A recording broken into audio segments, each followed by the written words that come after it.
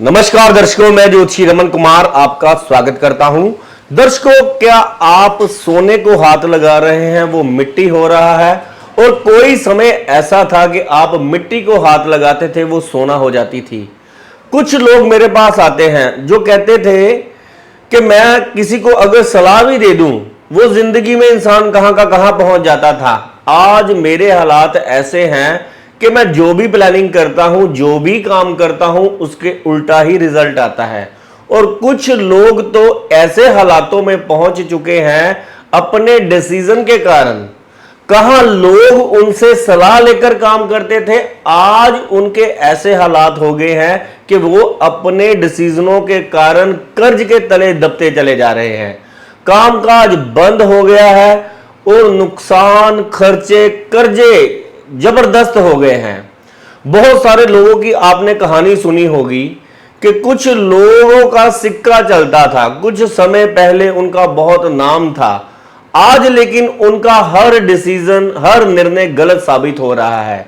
ऐसे ही कुछ लोग हमारे पास भी आते हैं जिनकी कुंडली में गुरु ग्रह बहुत ही खराब अवस्था में होता है या अपनी दशा में या अंतर दशा में आ जाता है, तो यकीन मानिए ये गुरु ग्रह जो कि बहुत शुभ ग्रह होता है, अपनी दशाओं में इंसान की इज्जत का फलूदा निकाल देता है।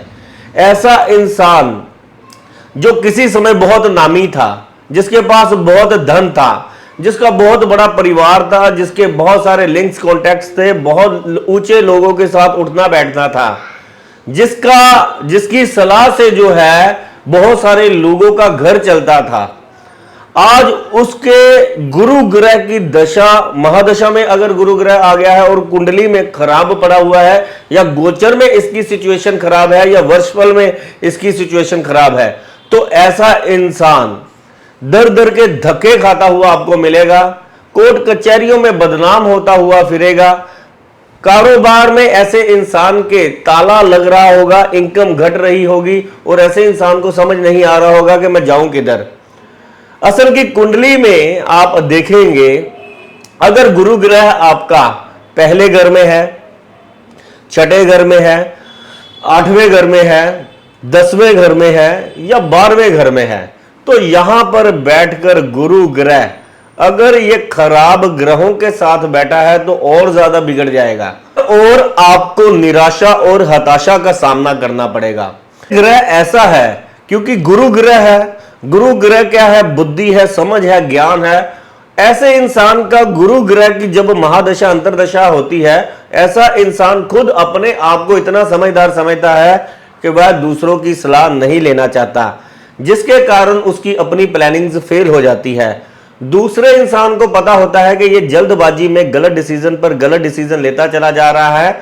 कई व्यापारी ये सोचकर स्टॉक इकट्ठा कर लेते हैं कि पिछला सीजन नहीं लगा तो इस बार जरूर लगेगा, वो भी जमा हो जाता है स्टॉक, उनको भी धूप अगरबत्ती दिखानी पड़ती है, वो बिकता नहीं है और ज्यादा कर्ज चढ़ जाता है, कंपटीशन बढ़ जाता है ऐसे इंसान का व्यापार में।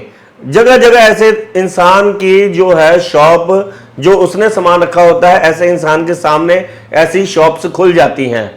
अगर वो नौकरी कर रहा है ऐसा इंसान, तो ऐसा इंसान की मेहनत तो बहुत ज्यादा बढ़ा दी जाती है कि उससे काम जो है दुगना तिगना लिया जाता है, लेकिन ऐसे इंसान की इनकम नहीं जो है बढ़ाई जाती और उसको उसी जगह पर रखे रखता, यानी कि ऐसा ग्रह जो है उसी जगह पर रखे रखता है और दूसरे अनकैपेबल लोग जो है उस इंसान के आगे बढ़ते चले जाते हैं। बहुत सारे ऐसे डिपार्टमेंट में हैं जिसमें बहुत सारे ऐसे विद्वान लोग बैठे हुए हैं, लेकिन उनकी कदर नहीं है क्योंकि उनकी कुंडली में गुरु ग्रह खराब है और अनकैपेबल यानी कि जो लोग हैं वो आगे बढ़ते चले जा रहे हैं।